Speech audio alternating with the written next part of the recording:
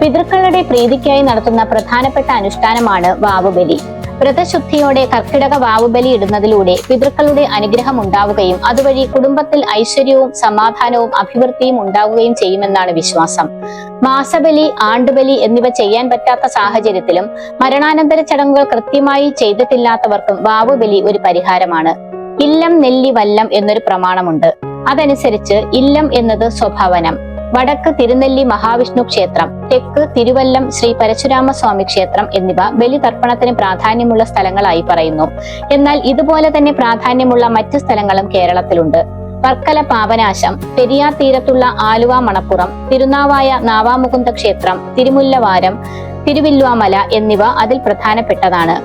ദക്ഷിണായനം പിതൃക്കൾക്കും ഉത്തരായനം ദേവന്മാർക്കും പ്രാധാന്യമെന്നാണ് വിശ്വാസം. ഒരു പ്രത്യേക വ്യക്തിക്ക് വേണ്ടി അവർ മരിച്ച നാളിൽ ചെയ്യുന്നതാണ് ആണ്ടുബലി. എന്നാൽ വാവുബലി ഇതിൽ നിന്നും വ്യത്യസ്തമാണ്.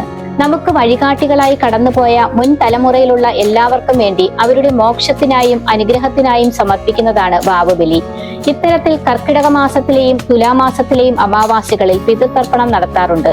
2026 ഓഗസ്റ്റ് 12 ബുധനാഴ്ചയാണ് ഈ വർഷത്തെ കർക്കിടക വാവുബലി നടത്തുന്നത്. കാശി, ഗയ, രാമേശ്വരം എന്നിവിടങ്ങളെല്ലാം ബലിതർപ്പണത്തിന് വളരെ പ്രാധാന്യമുള്ള സ്ഥലങ്ങളാണ്.